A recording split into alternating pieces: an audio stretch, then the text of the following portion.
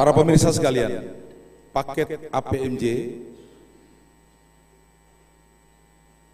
mengusung visi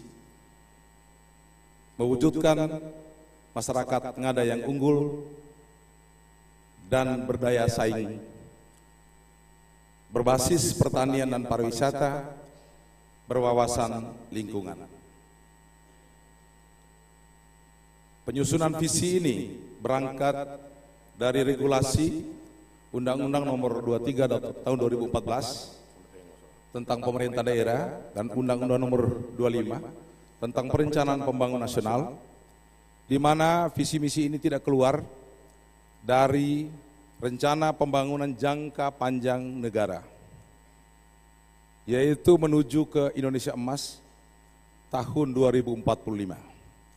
Dengan 4 pilar utama, yaitu pertama, pembangunan manusia dalam rangka mempersiapkan kualitas sumber daya manusia, generasi muda, penguasaan ilmu pengetahuan dan teknologi, pemerataan pembangunan, peningkatan ekonomi, dan tata kelola pemerintahan. Dalam penyusunan rencana pembangunan jangka panjang Kabupaten Ngada, juga mengacu kepada rencana pembangunan jangka panjang negara, sehingga titik berat semua program kegiatan akan bermuara kepada bagaimana mewujudkan sumber daya manusia Ngada yang unggul. Karena kita sadari bersama bahwa melalui sumber daya yang berkualitas, semua potensi, baik potensi pertanian, potensi sumber daya alam, dan potensi-potensi buatan yang berada di seluruh wilayah Kabupaten Ngada dapat diolah dengan baik menuju ke 4 keunggulan, yaitu pertama adalah unggul ekonomi, tata kelola pemerintahan, infrastruktur, dan sumber daya manusia. Para pemirsa, hadirin dan undangan yang kami hormati, dalam menjabarkan visi pembangunan Kabupaten Ngada tersebut, ada beberapa strategi pendekatan yang akan dilakukan dengan memperhatikan kearifan lokal. Kami sebelumnya menjabat sebagai Bupati Kabupaten Ngada tahun 2021 sampai dengan hari kemarin penyerahan kepada Ibu Penjabat, dengan tagline kami adalah Tante Nela Paris.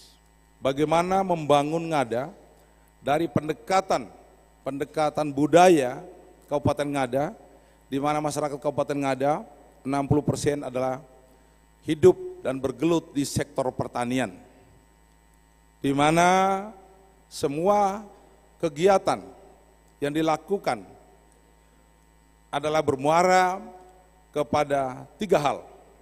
Yang pertama adalah tuka, yang kedua tuku, dan yang ketiga teka. Melalui pendekatan Tante Nela Paris yang dengan istilah daerah, bagaimana meningkatkan tuza mula besi peni akan terpenuhi.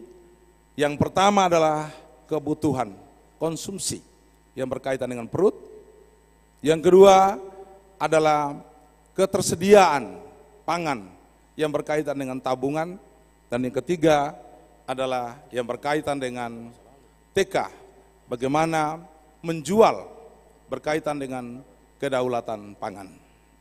Kearifan lokal menjadi model untuk membangun Ngada melalui Tante Nela Paris.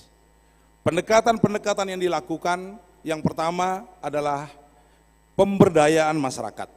Sebagaimana yang sudah dilakukan selama ini, pemberdayaan masyarakat adalah merupakan pendekatan model yang utama, di mana semua masyarakat diajak untuk bersama-sama, pemerintah, desa, bersama-sama dengan semua komponen untuk membangun berangkat dari potensi desa.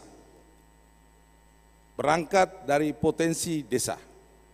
Pendekatannya adalah mengembangkan semua potensi itu berdasarkan potensi desa. Yang kedua adalah pendekatan siklus hidup keluarga, di mana setiap keluarga itu menjadi kelompok masyarakat terkecil yang harus menjadi perhatian dari semua sektor, semua aspek, termasuk kesehatan, pendidikan, di mana kesehatan, kalau kita lihat bagaimana 1000 hari pertama, ini menjadi perhatian untuk mewujudkan generasi muda emas adalah keluarga, itu menjadi perhatian utama. Kemudian pendekatan yang berikut, karena masyarakat kita adalah mayoritas petani, maka pendekatan presisi pertanian itu menjadi perhatian. Pendekatan bagaimana membudidayakan pertanian mulai dari hulu sampai ke hilir secara baik, sehingga akan mendapatkan produksi yang baik, produksi yang berkualitas. Demikian juga bagaimana dengan pendekatan pentahelix pariwisata, di mana melibatkan semua komponen untuk bersama-sama membangun pariwisata di Kabupaten Ngada. Demikian juga kita lakukan dengan strategi bagaimana mekanisasi pertanian, mempersiapkan peralatan-peralatan pertanian dalam rangka memicu generasi muda untuk kembali melihat bahwa pertanian itu menjadi modal utama, potensi utama untuk meningkatkan perekonomian. Karena kita ketahui bersama bahwa ada kecenderungan saat ini, tenaga produktif sudah tidak lagi berkenan untuk melakukan kegiatan-kegiatan pertanian. Demikian juga ada strategi yang kami gunakan, yaitu bagaimana dengan hilirisasi produk-produk pertanian maupun produk-produk pariwisata. Dan ini juga sudah berjalan, di mana ada beberapa produk unggulan Kabupaten Ngada, antara lain bambu, kopi, tenun, yang kegiatan ini sudah kita lakukan. Saat ini tibalah saatnya untuk kami meningkatkan kegiatan-kegiatan hilirisasi itu, sehingga dampak nilai tambah ekonomi itu akan terasa pada masa-masa yang akan datang. Demikian juga ada strategi yang kami lakukan adalah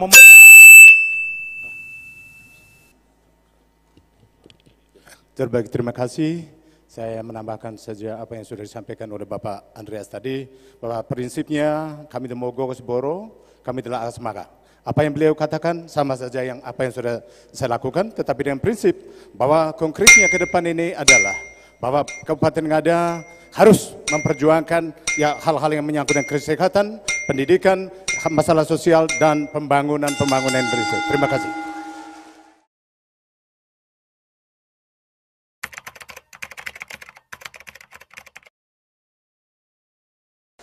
Murni ingin memastikan keterlibatan semua segmen, keterlibatan semua potensi yang ada di Tanah Ngada ini untuk satu tujuan pembangunan dengan tagline membangun desa, menata kota. Dalam mencapai tagline ini, tentunya Murni memiliki visi, yakni terwujudnya Ngada yang unggul, Ngada yang mandiri, Ngada yang berbudaya, berbasis pengelolaan sumber daya manusia berkualitas dan sumber daya alam berkelanjutan. Untuk menjabarkan visi ini, Murni menawarkan 4 misi utama.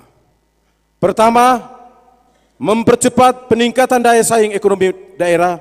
Yang kedua, mempercepat peningkatan kualitas sumber daya manusia. Yang ketiga, meningkatkan pembangunan sarana prasarana wilayah, pedesaan dan perkotaan. Yang keempat, mempercepat kemandirian kelembagaan sosial, ekonomi, politik, budaya, keagamaan dan olahraga. Dan yang kelima, mempercepat reformasi birokrasi. 5 misi ini tentunya secara operasional akan dijabarkan dalam 5 program unggulan. Dan kelima program unggulan ini sudah saya sampaikan di mana-mana di seluruh Tanah Ngada. Pertama, berkaitan dengan kesehatan. Murni berkomitmen untuk menggratiskan pelayanan baik di puskesmas maupun rumah sakit dalam payung BPJS. Yang kedua, berkaitan dengan pendidikan. Murni berkomitmen akan membeasiswakan dalam bentuk PIP dan KIP versi daerah bagi siswa-siswa yang tidak mampu dan siswa-siswa yang berprestasi yang tidak diakomodir oleh PIP dan KIP pusat. Yang ketiga, berkaitan dengan ekonomi. Murni memastikan adanya ketersediaan bibit-bibit, adanya ketersediaan saprodi, adanya ketersediaan pupuk, adanya perbaikan jalan tani, adanya perbaikan irigasi, dan lain-lain. Murni juga dalam kaitan dengan program unggulan yang ketiga ini mau memastikan pengelolaan dan para pelaku UMKM seluruh Kabupaten Ngada akan difasilitasi untuk disubsidi. Selain itu, berkaitan dengan misi ketiga dan dalam program unggulan ekonomi, bidang ekonomi, Murni juga perlu mengoptimalkan peran PPL, optimalisasi objek-objek wisata, fasilitas dan digitalisasi untuk promosi serta pariwisata berbasis masyarakat dan juga memberdayakan Pokdarwis yang ada di seluruh Tanah Ngada. Di bidang infrastruktur, Murni berkomitmen untuk menuntaskan, sekali lagi menuntaskan ruas jalan-jalan antar desa, antar kecamatan yang belum terselesaikan, serta melakukan penataan di wilayah daerah perkotaan dan juga pedesaan. Yang kelima, program unggulan yang kelima, penataan birokrasi.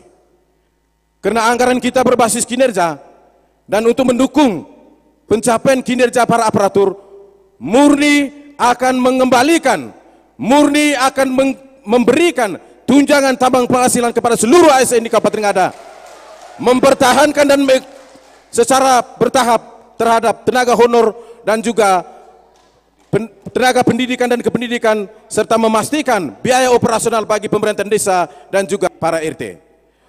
Untuk mengevaluasi, untuk mensinkronkan tema hari ini berkaitan dengan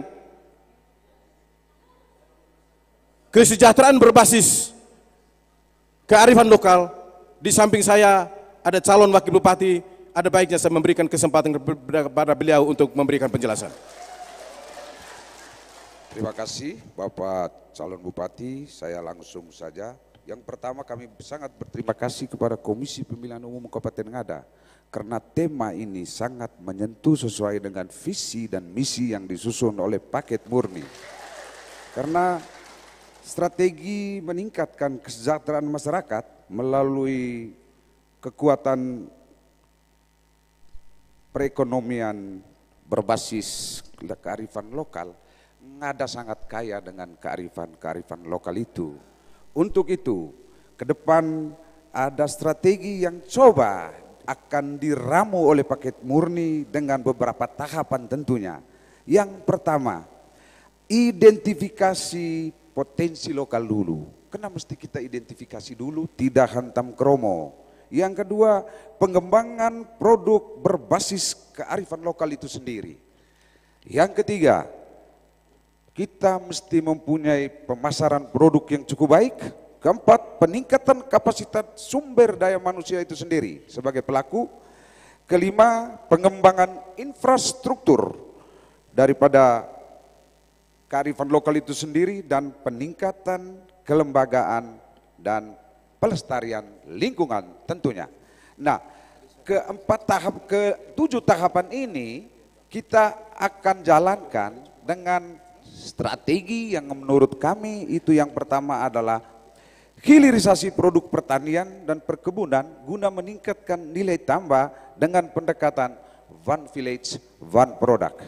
Yang kedua, peningkatan akses bagi pelaku ekonomi kepada ketersediaan sumber daya alam, sumber daya manusia, dan modal serta pasar. Sehingga pada akhirnya kita punya mimpi besar, punya desa penghasil tenun ikat, punya desa penghasil kopi, punya desa penghasil kakao, punya desa penghasil bambu, punya desa penghasil hortikultura, punya desa penghasil buah, dan lain-lain tentunya dalam konteks kawasan. Karena tadi sudah dibuka oleh Pak calon bupati, maka untuk menyerahkan ini kepada moderator, saya kembalikan melalui Bapak calon bupati. Terima kasih calon wakil bupati yang secara gamblang menjelaskan korelasi antara tema hari ini berkaitan dengan kesejahteraan berbasis kearifan lokal dan konektivitas bersama misi yang paket Murni tawarkan. Ya.